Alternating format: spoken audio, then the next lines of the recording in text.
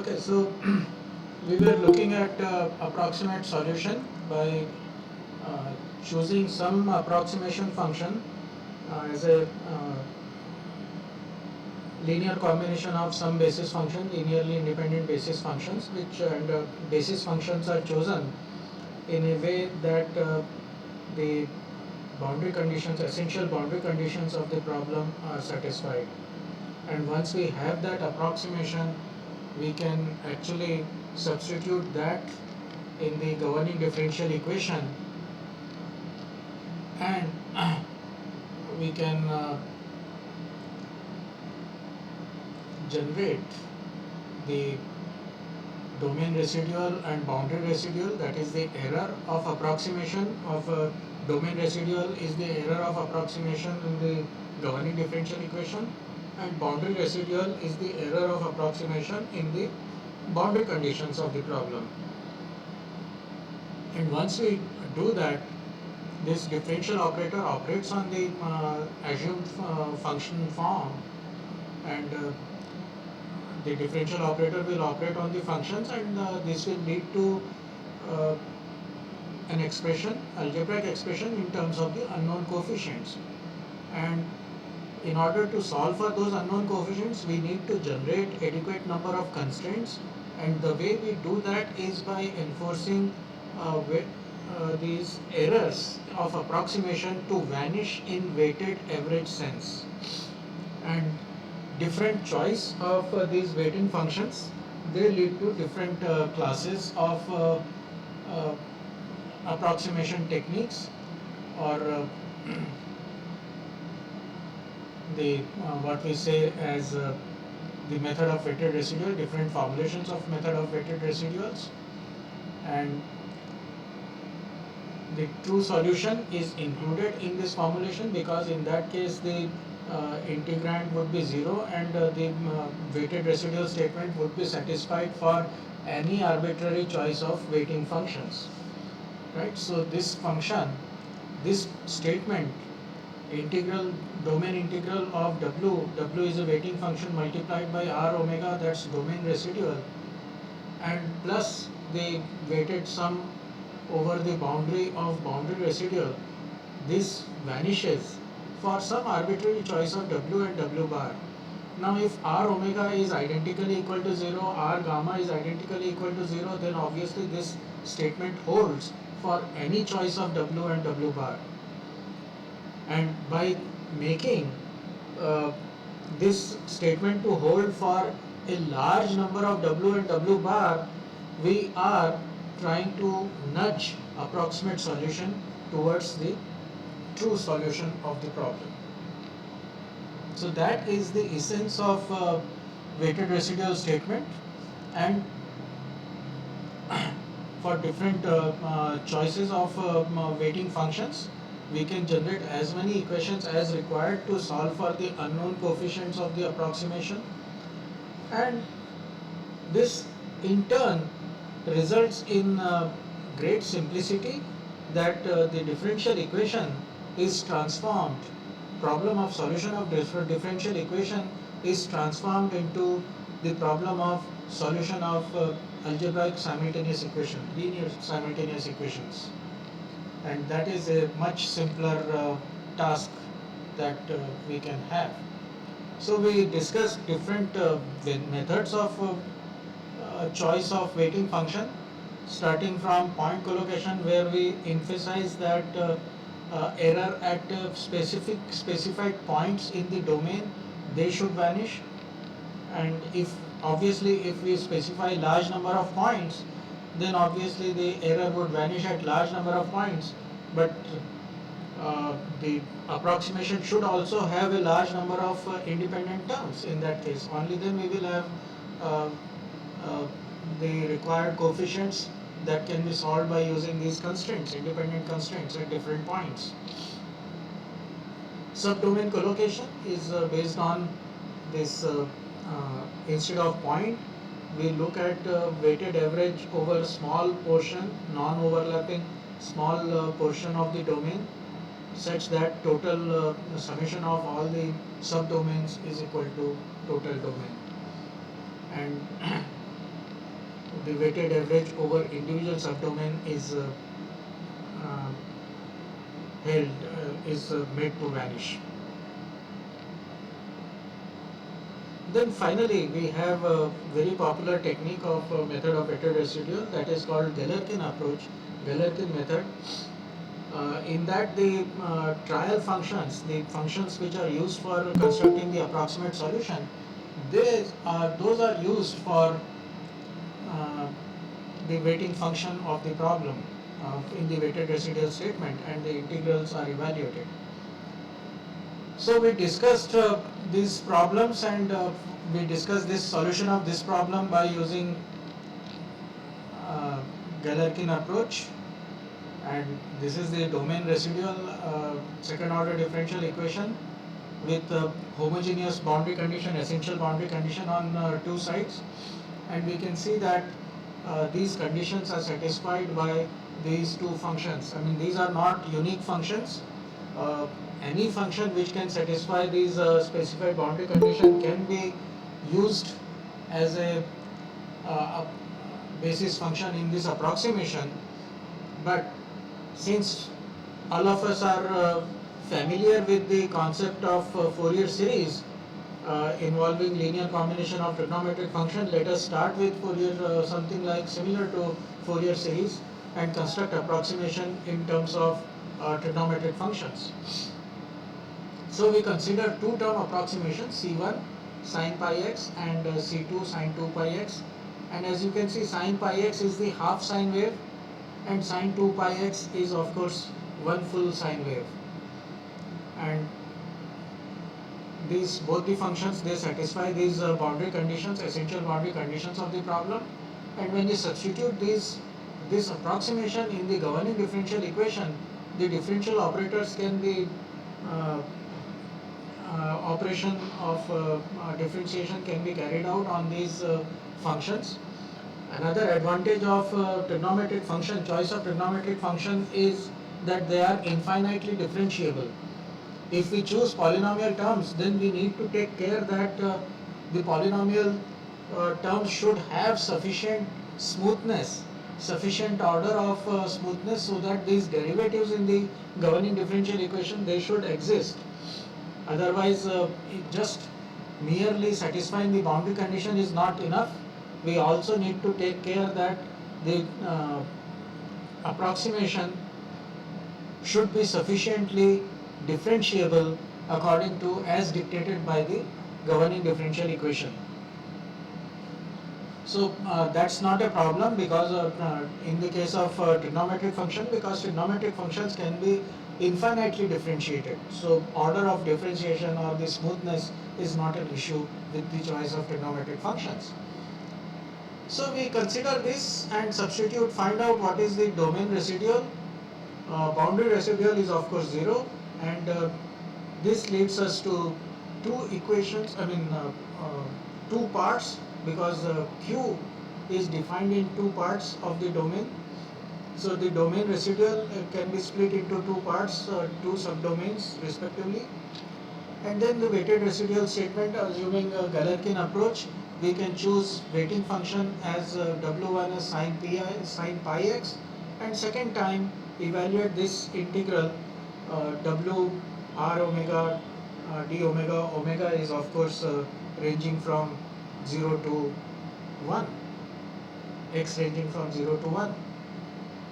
So when we evaluate this, these integrals can be evaluated, and eventually we will be left with only the equations involving C1 and C2. And by solving those two equations obtained by first you choosing W1 as sin pi x, evaluating this integral, that will give us one equation.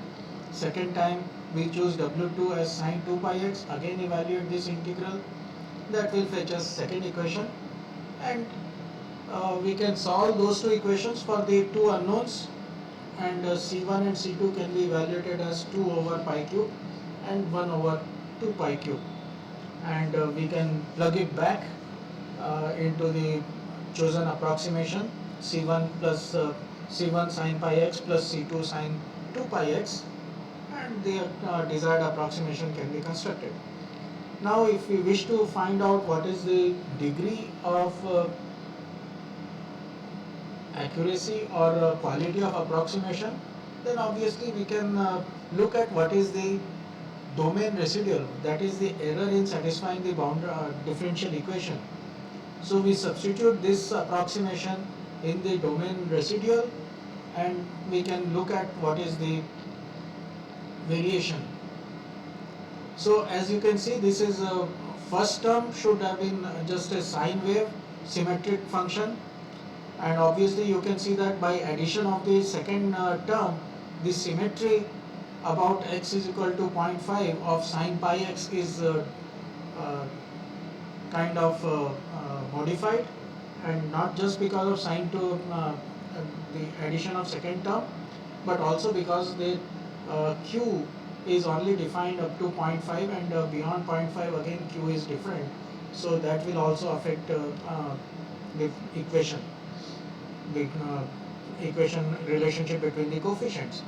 But nevertheless, sine pi x will obviously be symmetric about x is equal to 0.5, and the addition of second term, that is a full sine wave, that modifies it, so it reinforces this curve here, additive interference here in the x less than 0.5, and then there is a destructive interference between the two waves beyond x is equal to 0.5. So these are what we call as detail. So first term captures the broad trend of the solution. The second term, that modifies the trend and adds certain details to the solution. And as we keep on adding more and more number of terms, we will see that this term, I mean, while the general trend will remain the same, there will be small modifications over the uh, waveform uh, as we add more and more number of terms, and the modifications would be uh, very local and not uh, having any, will not generally have a significant effect on the amplitude of the solution, general amplitude, large values. And this is how the error varies, and as you can see, it oscillates about the zero. Domain error oscillates about zero line, and as we add more number of terms, this will get closer and closer to zero line. So that is what we call as, what we have discussed so far. We substituted approximation in the governing differential equation and carried out the differentiation and established the statement of weighted residual for different choices of weighting function, and then solved for the unknowns. So this is what we call as strong formulation of method of weighted residual, where the continuity of the highest order as dictated by the governing differential equation is satisfied, is adhered to. And that is why we choose trigonometric function, because we don't really need to bother about what is the differentiability of the approximation. Trigonometric functions can be infinitely differentiated. But if we choose polynomial, then that may not be the case. So now we look at the weighted residual statement once again. What is our weighted residual statement? Omega, integral over omega, wj r omega d omega, this is equal to 0. Now let us substitute r omega, and this is what our expression is. W, weighting function, multiplied by k times d2 phi hat divided by dx square plus q. Phi hat is of course the approximation, chosen approximation, and k is constant, so we take the derivative inside, and it operates on phi hat. Now this is sum of two terms. So this integral can be split into two parts. First integral, we can consider this term and w, so this is what it is. And second term, w multiplied by q, and this is what it is. Now this term, if you look at it closely, this is product of two functions. W is a function of x and this term is also a function of x. So I can integrate this product of two terms, two functions, integration of product of two functions by using integration by parts. And that is what we do here when we do perform this integration by parts on this first integral, that is product of two uh, functions. We have this first function multiplied by integral of the second function. So second derivative becomes first derivative here, and that is evaluated at the boundary points, minus integral of differential of first function multiplied by integral of second function. So that is what you have. Dx plus this integral remains as it is. Right? So essentially this is the statement of weighted residual that we started with, and we just performed integration by parts on one of the terms. Right? So what difference does it make? Sir, Yes? so why there is minus Oh, that is integration by parts, isn't it? in the middle term? That is integration by parts. Let me write down the formula for you. Integration by parts. Okay, just a minute.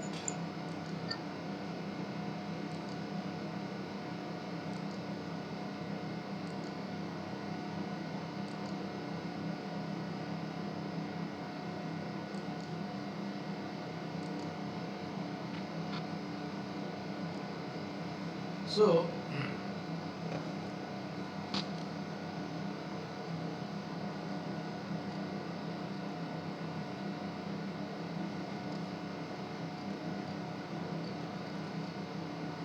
integration by parts involves integral of f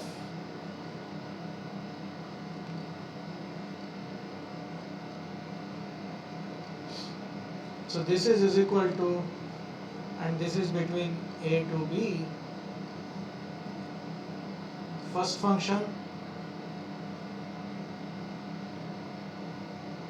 multiplied by integral of second function, and this is evaluated at the boundaries x is equal to a to b minus integral of differential of first function multiplied by integral of, and then dx. So this is the expression for integration by parts, and we are just following that. You can work it out if you Okay, sir. I mean, we can recover back if you are not convinced. Let us just perform integration by parts again on this second term. That is also an integral product of two terms, and let's see if we can generate it back. And this is equal to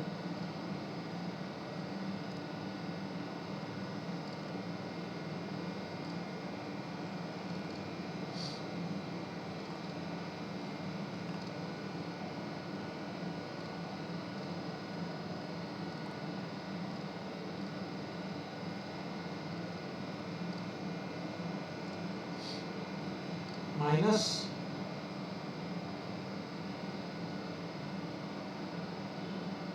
now we take this function as the first function, integral of g dx.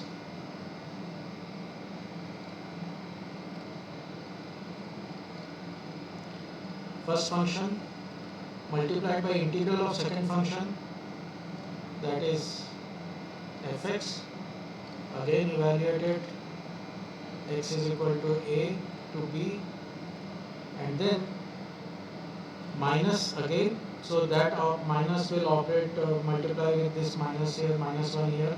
So that will now become plus integral differential of first function. So that is gx multiplied by integral of second function.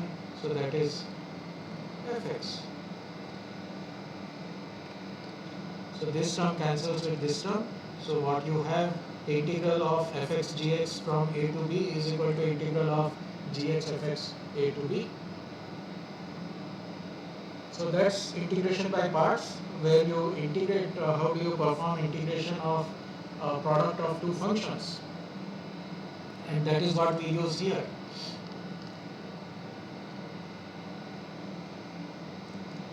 So any questions?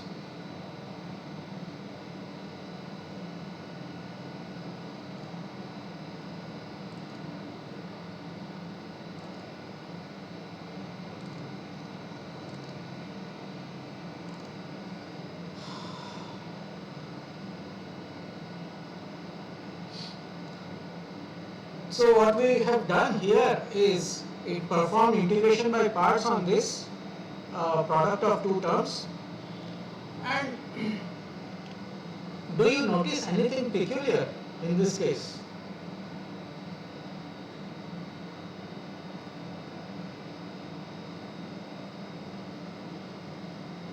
What do you, I mean, just speak out. What differences do you see between this statement and this statement? Both of them are, identical, isn't it? This is statement of weighted residual, and we just performed integration by parts on this. And as I just showed, integration by parts is exactly identical. I mean, I can recover the same statement again. So there is nothing as such. They are mathematically equivalent statements. So, can you observe anything here?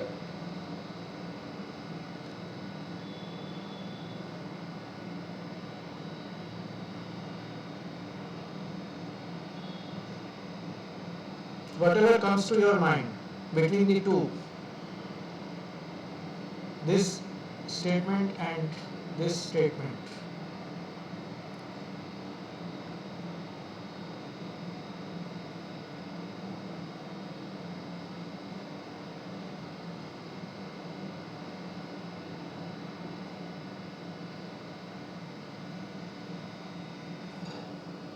What is the difference between the two?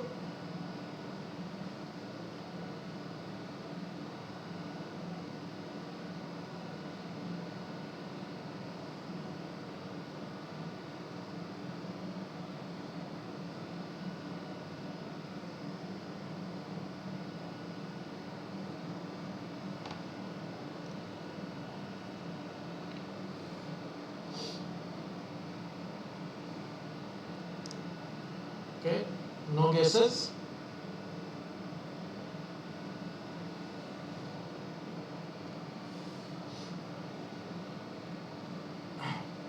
Well, the first difference is, of course, there is a boundary term here which is not there in this case.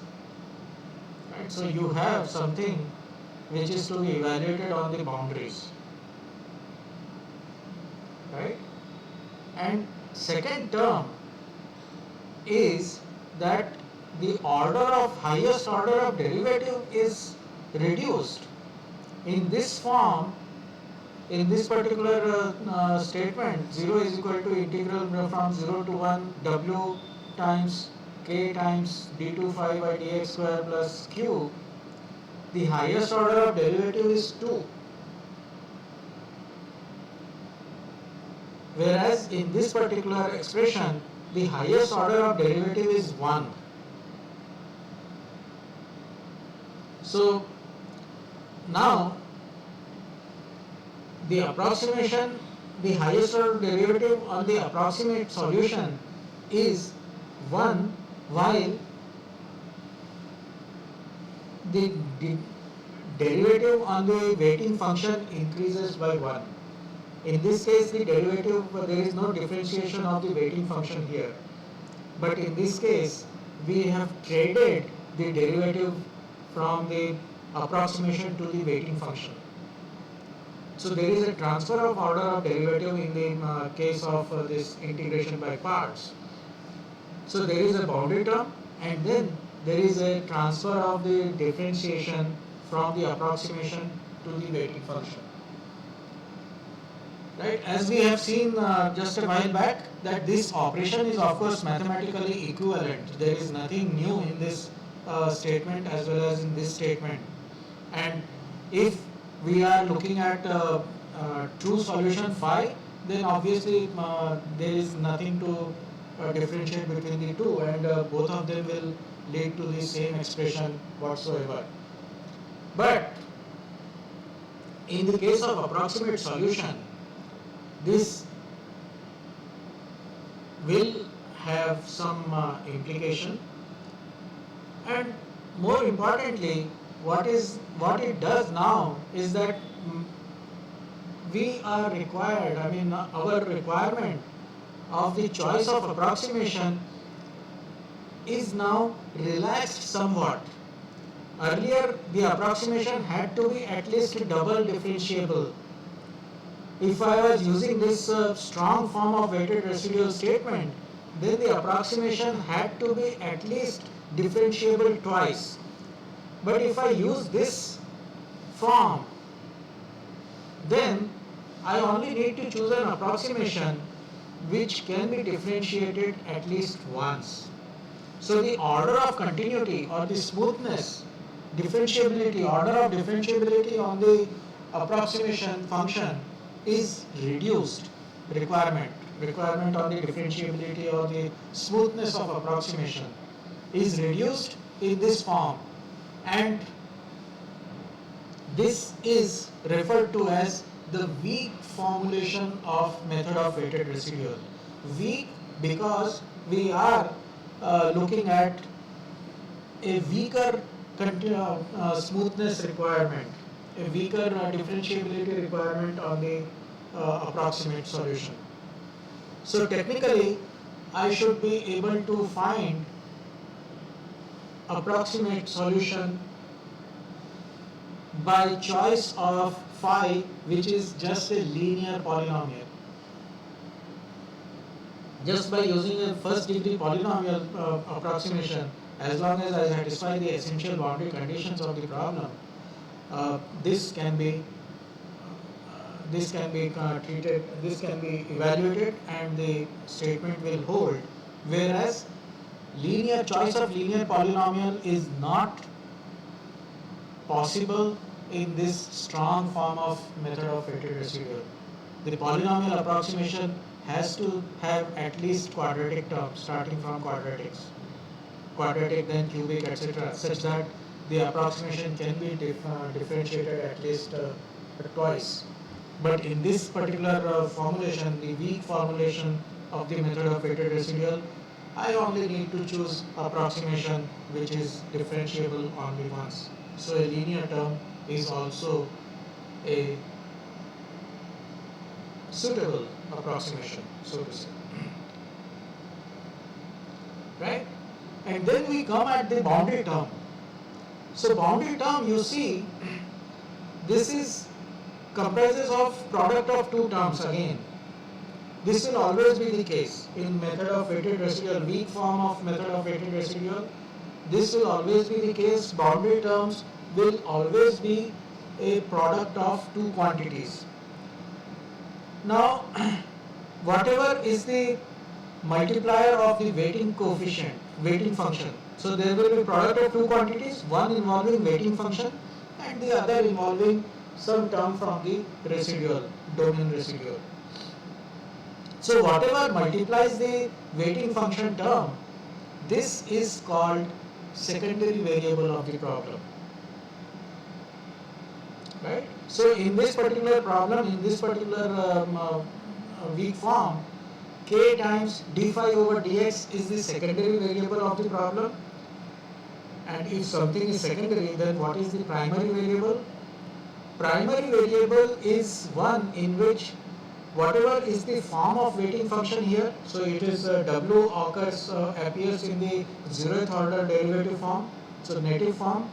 So if I substitute the unknown of the problem phi in place of weighting function, that becomes the primary variable. So in this case, the primary variable of the problem is phi, and secondary variable of the problem is k times d phi over dx.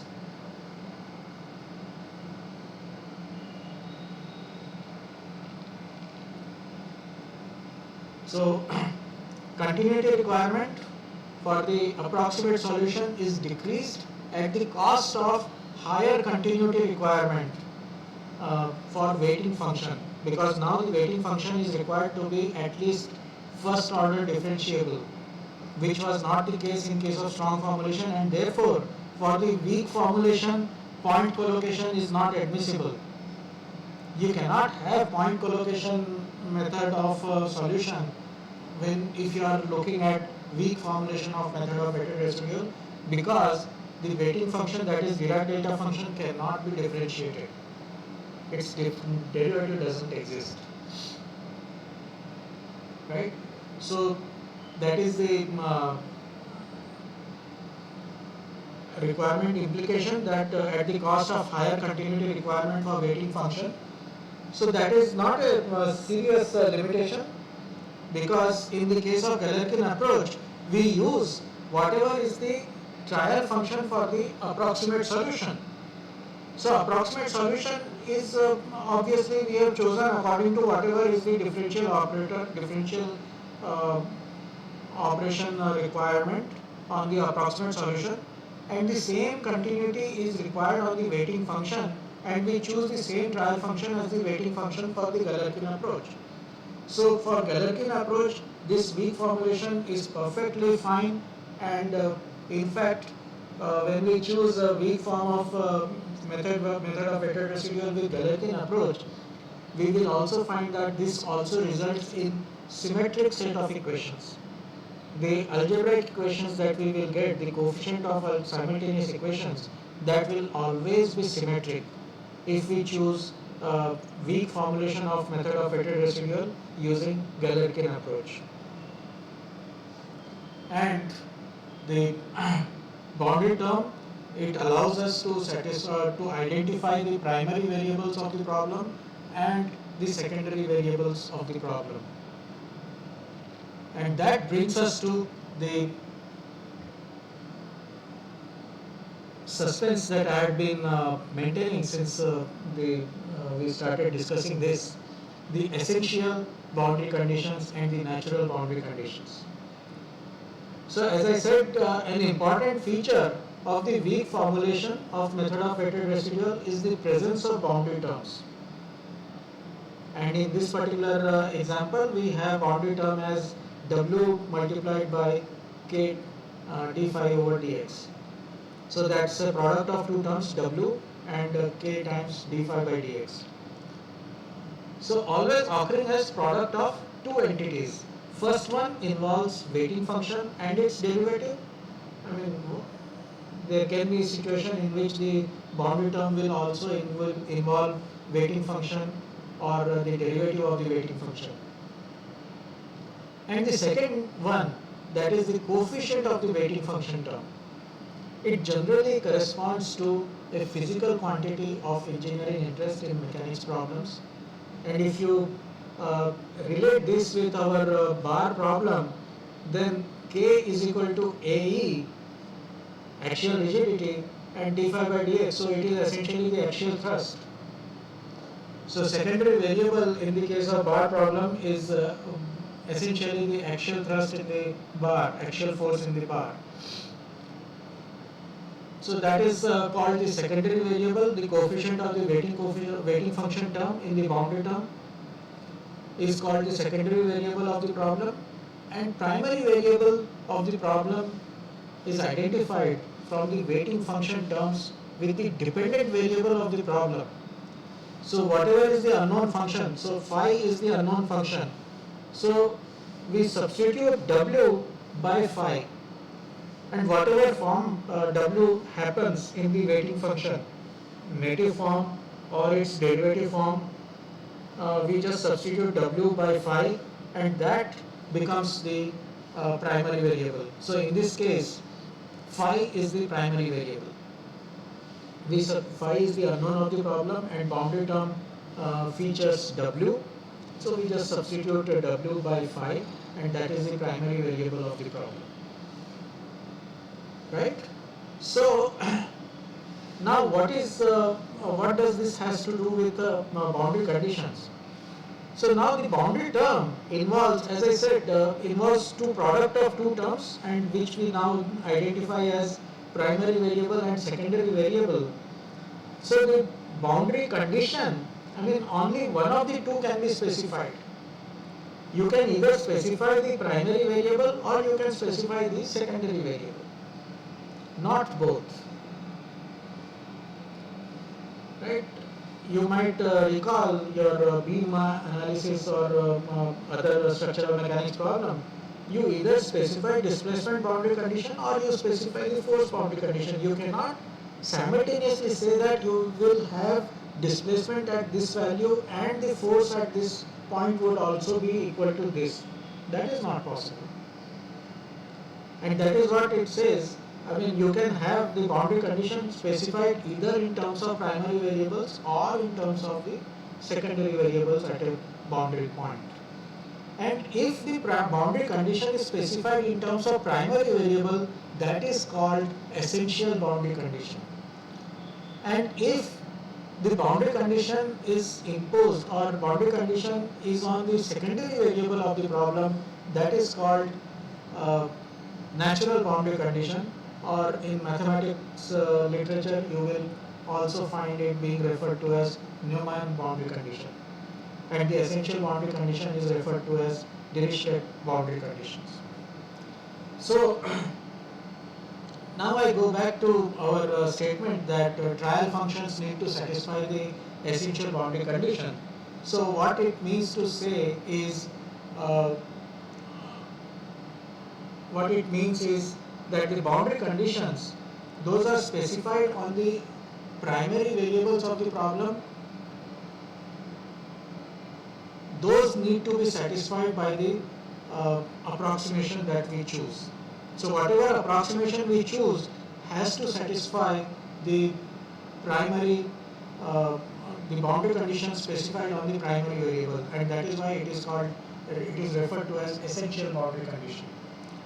The boundary conditions specified on the secondary variable, they can be taken care of during the process of approximate solution, and those will be approximately satisfied during the process of solution. So we don't really need to worry about the secondary variable boundary condition, and those are satisfied naturally during the process of approximation, and that's how those are referred to as natural boundary conditions.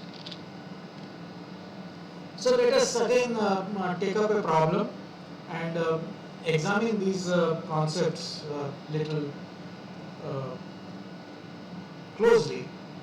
So we again consider this second order differential equation of the similar form, except that we have this d2 phi over dx square plus phi plus 1 is equal to 0. And the domain is omega ranging from 0 to 1, and the boundary conditions, now we have a mixed boundary condition. So phi at x is equal to 0 is 0. So that is one boundary condition, and another boundary condition is d phi over dx is equal to minus phi at x is equal to 1. So whatever is the numerical value of phi at x is equal to 1, that the differentiation should be able to satisfy that. Derivative of the phi should have the same numerical value. So the weighted residual statement is again for whatever approximation. If let's say approximation is phi hat, then r omega is given by substituting phi hat in place of phi in the governing differential equation, and in the boundary residual is of course d phi by dx plus phi at x is equal to 1. So that is the boundary residual, because uh, phi we will try to satisfy this boundary condition at x is equal to 0, so that boundary condition will not exist. So the boundary error in satisfying this boundary condition will not be there. We will satisfy this boundary condition exactly. So again, if we look at this term, so taking the first term and integration by parts, we will have w multiplied by d phi by dx at x is equal to 0 to and 1. So these are the boundary terms. And then the second part, so the differentiation is transferred onto the weighting function. So we have dw by dx multiplied by d phi by dx 0 to 1 integral, and then the other two terms of the integrand, and then the boundary term here. Now if you look at it, we consider two-term approximation, that is phi hat c1x plus c2x square. So as you can see, this satisfies the essential boundary condition on this phi. Look at the boundary term. The primary variable is phi. So this boundary condition imposed on phi is the essential boundary condition. And secondary variable is d phi by dx. And this boundary condition at x is equal to 1 is imposed on d phi by dx. So this is the natural boundary condition. So this boundary condition on primary variable, essential boundary condition, is satisfied by both of these trial functions. And when we substitute this in this governing differential equation, or the weight statement of weighted residual statement, weak form, and evaluate this for subsequent choice of w as x and w1 as x and w2 as x square, we can evaluate these expressions. Now the problem is now choice of w and w bar. They are arbitrary. So if you look at it, this is w bar multiplied by d phi by dx at x is equal to 1. Right? And of course there is another term here. And we have another term here which is at x is equal to 1. And I can make both of these terms to cancel each other if I choose w bar as negative of w at x is equal to 1. Then this term w d phi by dx at x is equal to 1 will get cancelled with w bar d phi by dx at x is equal to 1 if I choose w bar as negative of w, which I can do because these functions are arbitrary functions. They are left to the analyst. So I can simplify these expressions and choose choice of, since the choice of weighting functions is arbitrary, we may choose to have wj x as equal to minus of w bar j as a function of x. And when I do that, the w d phi by dx term at x is equal to 1 gets cancelled out, and we are left with this simple expression involving w and d phi by dx at x is equal to 0, and then w times phi, or it's actually minus of wj phi at x is equal to 1. Right? So this minus comes from that expression. W bar is equal to minus of w. So at x is equal to 1. And this is all set. Now we can go back to our standard process that we adopt. We choose w1 as x and w2 as x square and evaluate this expression for these two choices of x and x square weighting functions, and for the chosen approximation phi hat as c1x plus c2x square. And once we evaluate this system, we get the system of equations as 5 by 3 multiplied by C1, 7 by 4 multiplied by C2, 7 by 4 multiplied by C1, 32 by 15 multiplied by C2. Right hand side is half and 1/3. So as you can see, this is symmetric coefficient equation. The variable are C1 and C2, and the coefficient matrix would be 5 by 3, 7 by 4, 7 by 4, 32 by 15 multiplied by C1, C2. So essentially the structure linear simultaneous equations of the form Ax is equal to B, and you can solve for unknowns C1 and C2 by elimination of variables, and you can find the solution as C1 as equal to 0.98 and C2 is equal to 0.65, and substitute it back in the approximation, and this is what the desired approximate solution of the governing differential equation is. So that in essence captures the basic concept of approximate solution via method of weighted residual.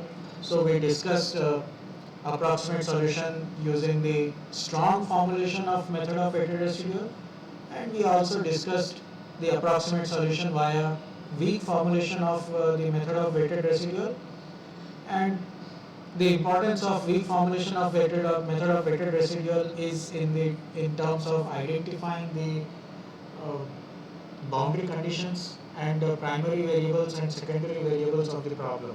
What the primary variables are and what the secondary variables are, and accordingly we construct the approximation in terms of trial functions which satisfy the essential boundary conditions of the problem.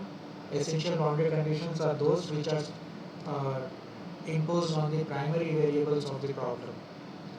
The secondary boundary conditions imposed on secondary variables are taken care of naturally during the process of solution.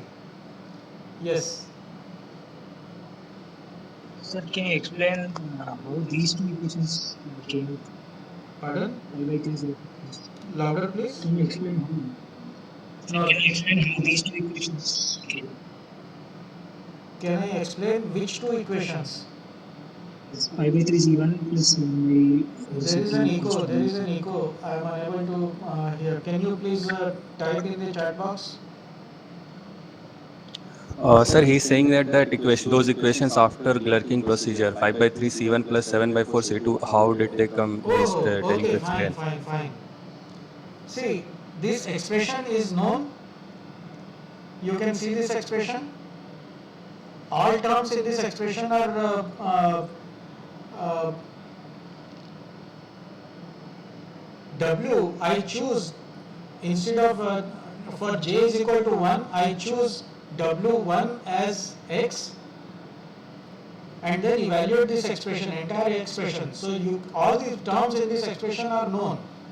Phi hat, I know phi hat as C1 times x multiplied plus C2 times x square, right? So let me just work it out for you.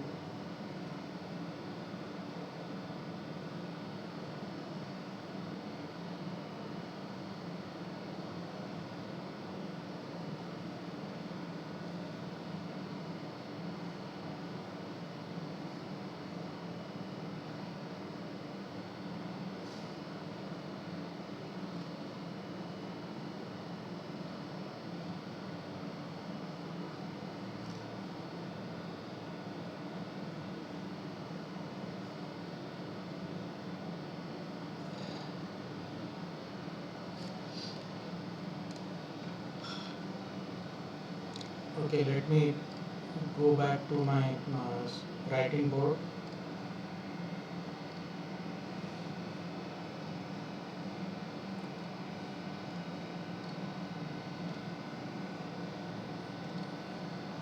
See, the equation that we have, the weighted weak form, that is 0 is equal to minus Wj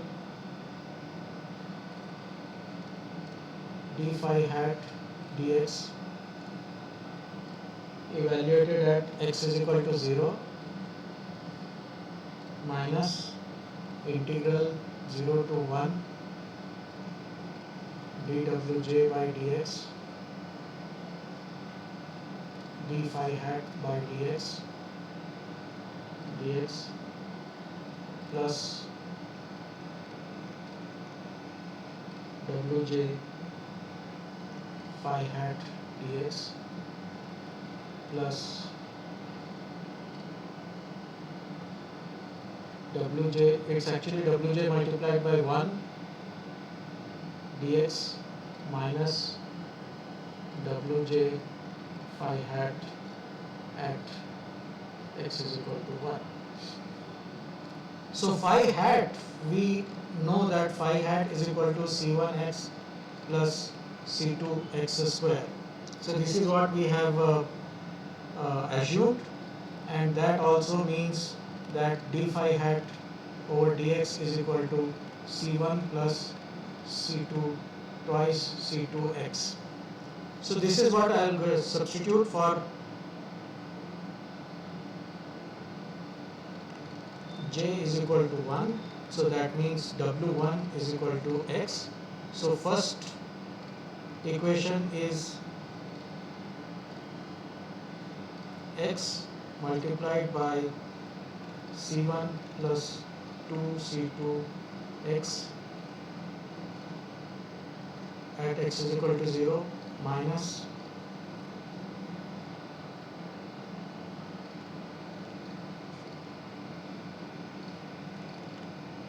so dw1 by dx is equal to 1, so this term is 1. d phi by dx is equal to c1 plus twice c2x integral 0 to 1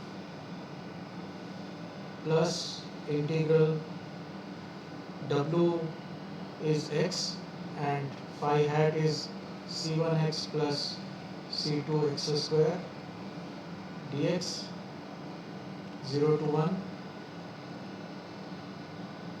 plus integral 0 to 1 x dx minus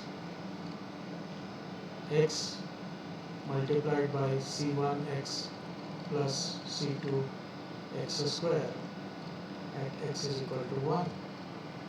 So this is the expression, and I evaluate this at x is equal to 0, so this entire thing will just vanish.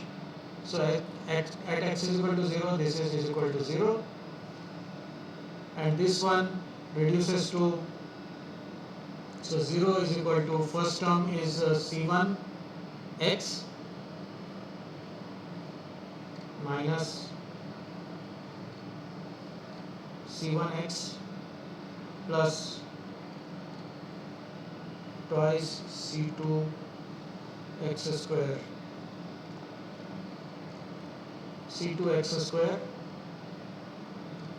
and this is between 0 and 1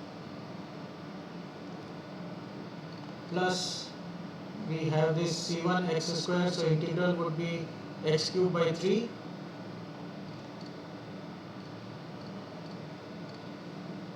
plus c2 x cubed, so it will be x raised to the power 4 by 4 limits 0 to 1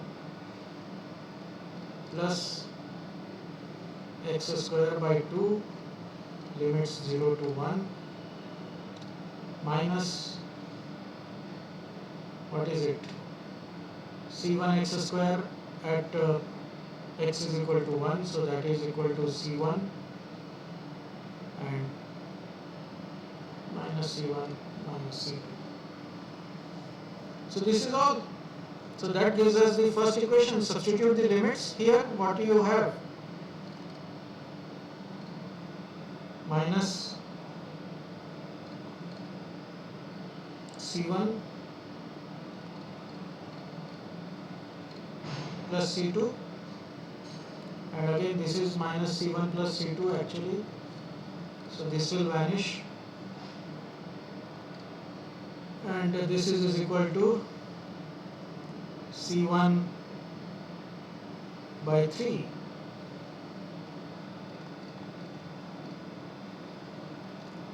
plus C2 by 4 plus 1 by 2.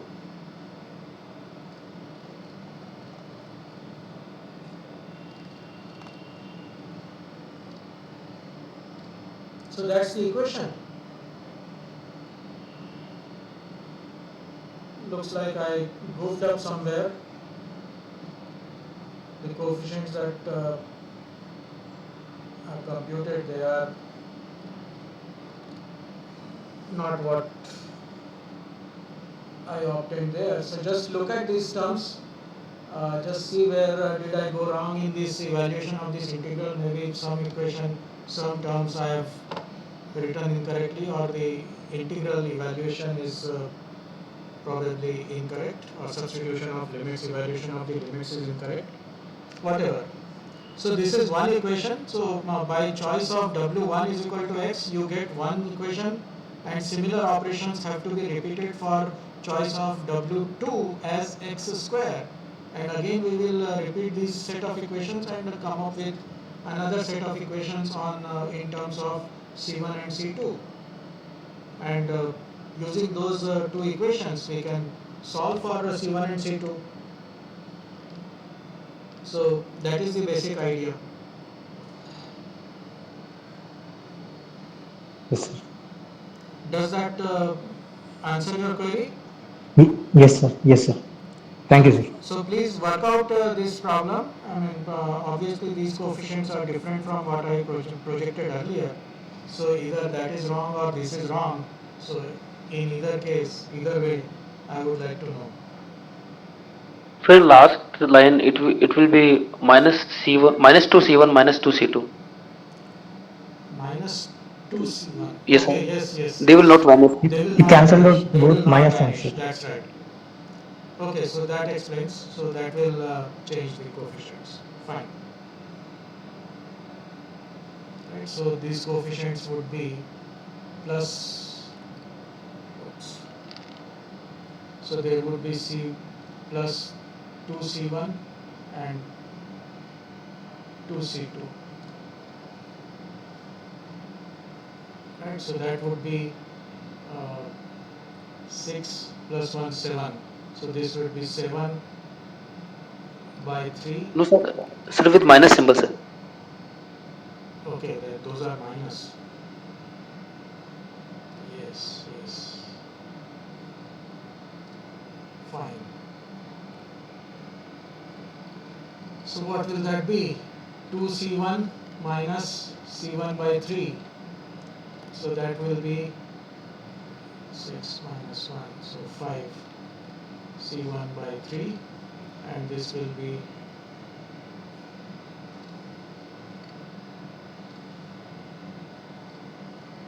2C2 plus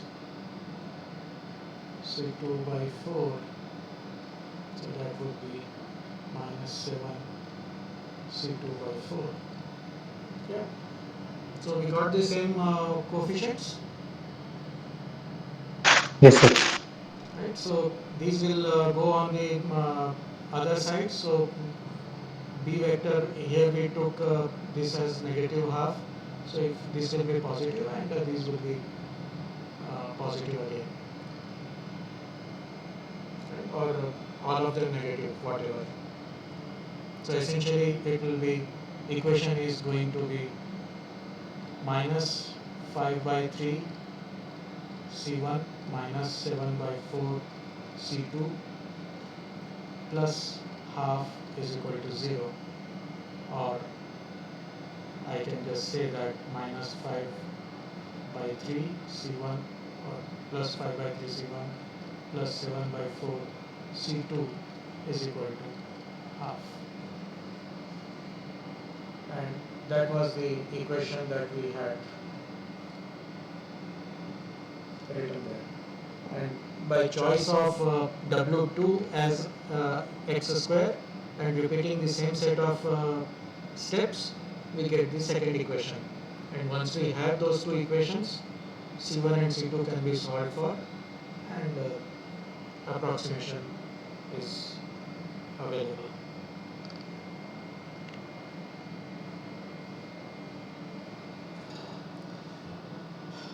right? Yes, sir. So, any other question?